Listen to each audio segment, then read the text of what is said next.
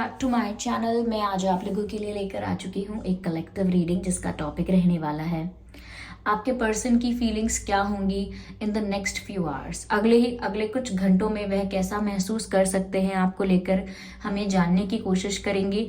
लेकिन ये reading general है तो हो सकता है कि कुछ मैसेजेस आपके साथ रेजोनेट करें और कुछ मैसेजेस आपके साथ ना मैच करें, तो इसीलिए आपको ओपन माइंडेड होकर सुनना है। ओके लेकिन अगर आप इस रीडिंग तक पहुंचे हैं देन डेफिनेटली इसमें कोई ना कोई मैसेज आपके लिए ज़रूर है, तभी आप इस वीडियो तक पहुंचे हैं। और ये रीडिंग टाइमलेस है, जब भी आप इस वीडियो तक पहुंचेंगे यह आपके साथ तभी रेजोनेट करेगा। ओके ये सभी ज़ोडिएक साइंस के लिए है, हर उम्र के व्यक्ति के लिए है। ओके व्यूअर्स, और अगर आप ड्रीम टैरो चैनल पर पहली बार आए हैं और आपने अब तक सब्सक्राइब नहीं किया then do subscribe and press the bell icon, क्योंकि अगर आप बेल आइकन को प्रेस करेंगे तो जब भी मैं कोई वीडियो लेकर आऊंगी सबसे पहले वो आप तक पहुंच सकेगा। ओके इस बात का ध्यान रखिएगा कि मैं पर्सनल रीडिंग्स नहीं देती, तो कमेंट्स में दिए हुए किसी भी कॉन्टैक्ट डिटेल का विश्वास ना करें।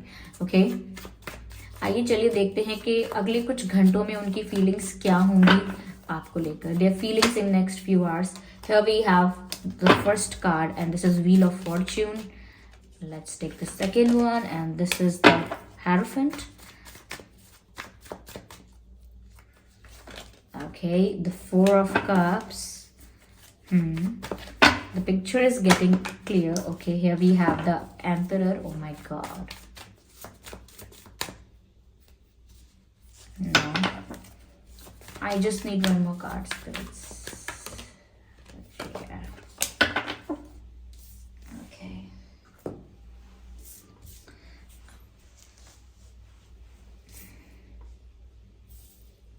The Wheel of Fortune, the Hierophant, Four of Cups, Emperor, and the Queen of Swords. I hope these cards are visible to you. तो नेक्स्ट फ्यू आवर्स में उनकी फीलिंग्स क्या हो सकती हैं आपको लेकर। देखिए व्यूअर्स, पहली चीज जो नजर आती है वो ये है कि यहाँ पर कोई तो है जो बहुत एटीट्यूड दिखा रहा है, जो बहुत ईगोइस्टिक हो रहा है, जो बहुत रूड बिहेव कर रहा है और ऐसा प्रिटेंड कर रहा है, ऐसा शो कर रहे हैं या कर रहा है या कर रही हैं कि जैसे उन्हें कोई फर्क नहीं पड़ता, दे डू नॉट केयर और दे आर जस्ट फाइन। कोई है ऐसा जो प्रिटेंड कर रहा है कि उन्हें कोई फर्क नहीं पड़ता, दे आर फाइन, लेकिन वो अपने ईगो में बैठे हैं। Okay but in reality they have the fear of rejection.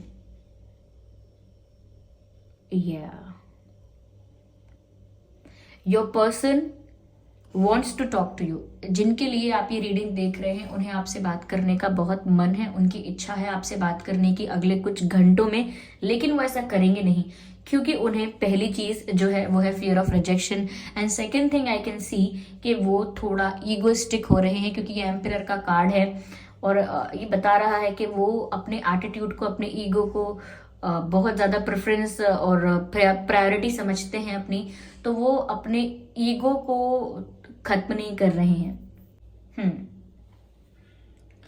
यहाँ पर ऐसा लगता है व्यूअर्स जैसे अगले कुछ घंटों में हो सकता है कि आपके जो पर्सन है अप्रोच करने की, देखिए बहुत कम लोगों के लिए मुझे लगता है कि ये आपको कॉल या मैसेज करने की कोशिश करेंगे अगले कुछ घंटों में, लेकिन फॉर 90% पीपल मुझे लगता है ऐसा कुछ नहीं होने वाला क्योंकि ये अपने एटीट्यूड और ईगो को सेक्रीफाइस नहीं कर सकते।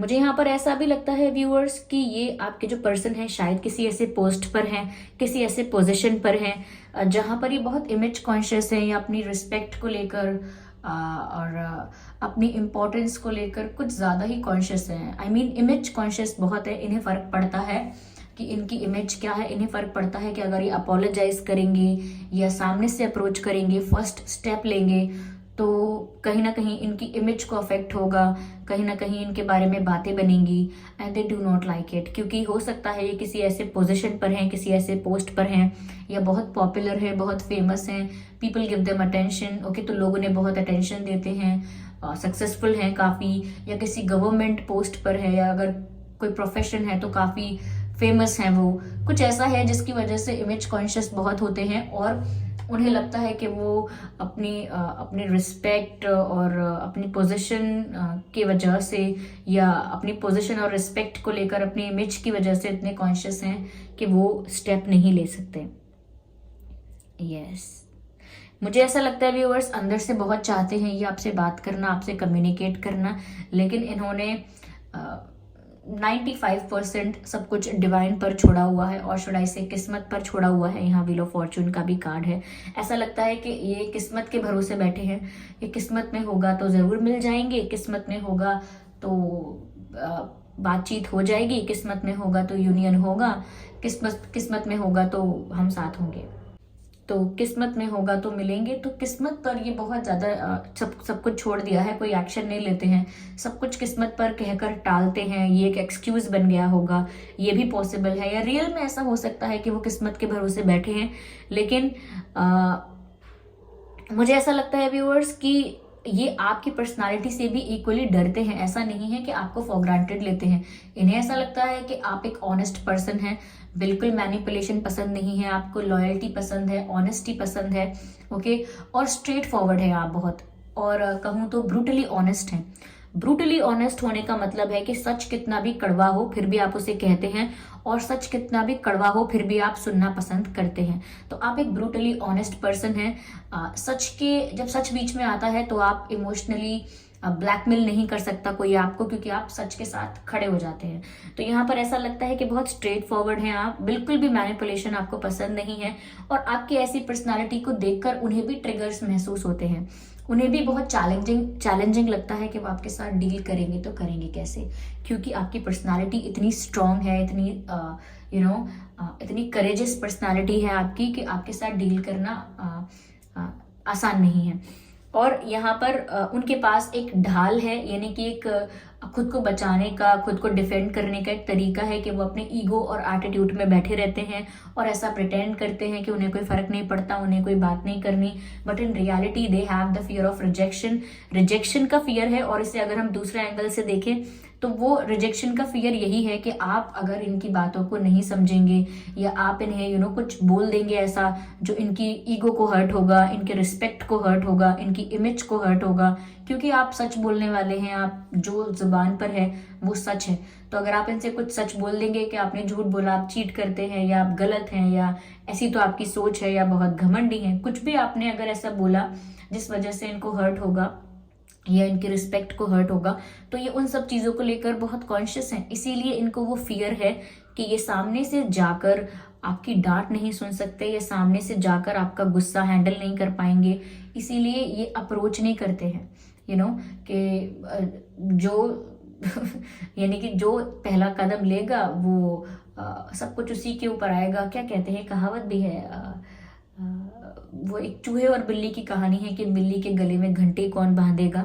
तो उनको ऐसा ही लगता है कि अगर जैसे ही वो आपके पास जाएंगे और कुछ बोलना चाहेंगे, बात करेंगे, तो आप क्वेश्चंस पूछोगे, बातें करोगे, अगर ये आंसर नहीं कर पाएंगे या अगर ये बातों को यहाँ वहाँ मैनिपुलेट करेंगे, आपको मैनिपुलेट करेंगे, तो आप फिर you'll गेट सीरियस, आप बहुत सीरियस हो जाएंगे इस बात को लेकर। और हो सकता है इन्होंने पहले कुछ ऐसा किया है जिसको लेकर ऑलरेडी आपके मन में क्वेश्चंस हो, तो वो आपके गुस्से से भी डरते हैं, आप जिस तरह के हो, क्योंकि कोई कितना भी व्यूअर्स पोजीशन में हाई है, कोई गुड लुकिंग है या उसकी पोजीशन बहुत हाई है या बहुत सक्सेसफुल है, कोई कितना भी बेटर कर रहा है अपनी लाइफ में, कोई कितना भी बेस्ट कर रहा है, लेकिन अगर वो झूठ बोलता है या कुछ छुपाता है या कुछ फियर है उसके अंदर, तो वो हमेशा सच बोलने वाले इंसान से, ऑनेस्ट पर्सन से, लॉयल पर्सन से हमेशा डरेगा।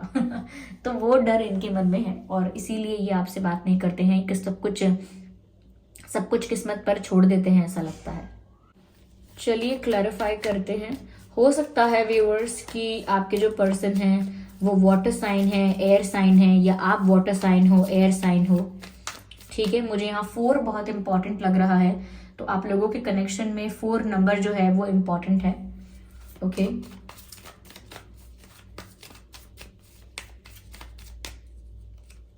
और ना वो आपकी अटेंटिवनेस से भी बहुत डरते हैं।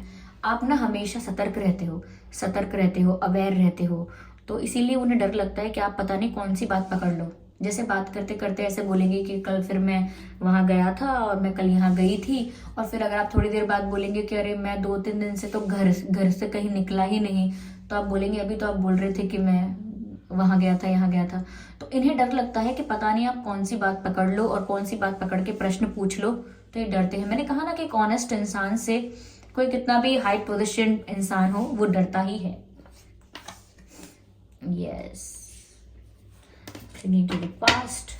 मुझे ऐसा लगता है व्यूअर्स कि ये कुछ मिस कर सकते हैं, कुछ पास्ट मेमोरीज अगर हैं आप लोगों के बीच, कोई टाइम आपने स्पेंड किया है या आप लोगों का अच्छा कम्युनिकेशन होता था, एक अच्छे लेवल पर आप लोग कम्युनिकेशन करते थे, आप लोगों का कॉन्वर्जेशन होता था, तो शायद वो कुछ ऐसी बातों को मिस करेंगे अगले कुछ घंटों में। तो मिस तो करते हुए नजर आ रहे हैं, फ्लैशबैक में जाते हुए नजर आ रहे हैं कि कुछ पुराने पल इन्हें याद आएंगे। ओके, तो फ्लैशबैक में जा रहे हैं, कुछ मिस कर रहे हैं, नॉस्टैल्जिक फील कर रहे हैं, ऐसा भी हो सकता है अगले कुछ घंटों में। ये भी हो सकता है कि कुछ पुराने पिक्चर्स देख रहे हैं या कोई पुरानी चैट्स पढ़ रहे हैं, क्योंकि इनके फेस के आगे कोई बुक जैसा है, तो वो कोई डिवाइस है या कोई बुक है, पर वो कुछ ऐसा ही है जो वो पास्ट से रिलेटेड है। ओके, कुछ ऐसा ही देख रहे हैं, कुछ ऐसा ही पढ़ रहे हैं जो आप लोगों के पास्ट से रिलेटेड है। तो पुराने चैट्स हैं, कोई पिक्चर्स हैं ऐसे, तो वो कुछ ऐसा देख रहे हैं जो उन्हें और ज्यादा पास्ट की याद दिला रहा है। ओके, तो याद तो कर रहे हैं लेकिन एक्शन नहीं लेंगे, ऐसा दिखता है यहाँ पे व्यूअर्स। तो नेक्स्ट फ्यू आवर्स में उनकी ये थिंकिंग हो सकती है। ओके, मुझे यहाँ पर ऐसा भी लग रहा है viewers, still they want to enjoy their life with you. वो चाहते हैं कि वो आपके साथ एंजॉय करें, सेलिब्रेट करें, पार्टी करें, लाइफ को एंजॉय करें, पर उसके साथ साथ इन्हें सब कुछ सच बोलना होगा, सब कुछ क्लैरिफाई करना होगा, हर एक बात का जवाब साफ साफ देना होगा। हो सकता है काफी सारे सीक्रेट्स हैं इनकी लाइफ में, इस वजह से they are not comfortable they are not that comfortable as you expect them to be. Okay, तो वो आपके साथ लाइफ को एंजॉय करना चाहते हैं, लेकिन वो क्वेश्चन आंसर राउंड नहीं चाहते। ओके, यहाँ पर व्यूअर्स मुझे ऐसा भी लगता है कि जैसा ये आपके बारे में सोच रहे हैं, सिचुएशन उससे थोड़ी अलग भी हो सकती है। क्योंकि इनके दिमाग में आपको लेकर भी एक इमेज है, आपको लेकर भी एक इल्यूजन है कि आप गुस्से वाले हो, आप ऐसा कर दोगे, आप वैसा कर दोगे, तो आपको लेकर भी ना वो एक अजम्पशन में चल रहे हैं, एक इल्यूजन में चल रहे हैं। कहीं ना कहीं इनके मन में जो कुछ है, इन्हें वो चीजें क्लैरिफाई करनी चाहिए, डिस्कस करनी चाहिए, फिर इनको तब पता लगेगा कि क्या आपका रिस्पॉन्स है व्यूअर्स, क्या आप किस तरह से आप रिएक्ट करते हो। लेकिन यहाँ पर भी बहुत कुछ इनकी सोच में ही है। इतना ओवर थिंकिंग करने की वजह से ही ये फियर ऑफ रिजेक्शन इनके मन में आया है, या किसी भी चीज का या कैसा भी ये फियर है ये इनके मन में इसीलिए आया है, और इन्होंने अपने ईगो को एक ढाल बनाया है, एक कवच बनाया है, एक शील्ड बनाया है। ओके, देख लीजिए, बाहर से ईगो दिखा रहे हैं, एटीट्यूड दिखा रहे हैं, ऐसा प्रिटेंड कर रहे हैं ऐसा कि उन्हें परवाह नहीं है, लेकिन अलोन। ये कार्ड बताता है कि वो काफी अकेले पड़ चुके हैं। They are feeling alone, they are alone. अंदर से एक खालीपन इन्हें महसूस हो रहा है, चाहे कितने भी लोग इनके आसपास हों, लेकिन वो जो क्या कहते हैं सूनापन, वो सूनापन उन्हें अंदर से महसूस हो रहा है। इसीलिए वो पुरानी यादों को पुरानी यादों में क्या they are digging into the past memories, ऐसा कुछ। ओके, पुरानी यादों में चले जाते हैं, पुराने पलों को याद करते रहते हैं, and they want to celebrate the future with you, but they are scared of you. They are scared of your anger, they are scared of your honesty, they are scared of your straightforwardness. Yes, you are very tough to handle, you are not very easy to deal with, or maybe you are very fine to deal with, you are a very good person to deal with, but sometimes people genuinely cannot handle honesty and the truth. So as I said, brutally honest, but people are not brutally honest. People are manipulative, and they find it convenient. Is there anything bad in it? I don't know. It depends upon the situation.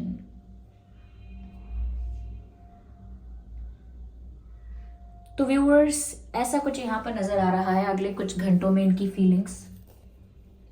चलिए देखते हैं यहाँ पर कि divine आपको क्या guide कर रहे हैं, एक मैसेज हम ले ही लेते हैं।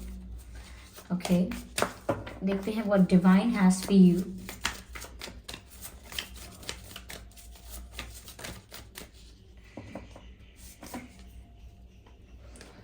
ओह नो नीड टू वरी। तो अगर आप बहुत चिंता कर रहे हैं इनके एटीट्यूड को लेकर या इनको लेकर बहुत ज़्यादा टेंशन है, तो यहाँ डिवाइन आपको गाइड कर रहे हैं, नो नीड टू वरी, चिंता करने की कोई आवश्यकता ही नहीं है। Okay, no care, no sorry, वो क्या कहते हैं, when I am hear something, okay मैं भूल गई, वो डायलॉग था कोई। बट यहाँ पर मेन मुद्दा यही है कि आपको चिंता करने की ज़रूरत नहीं है।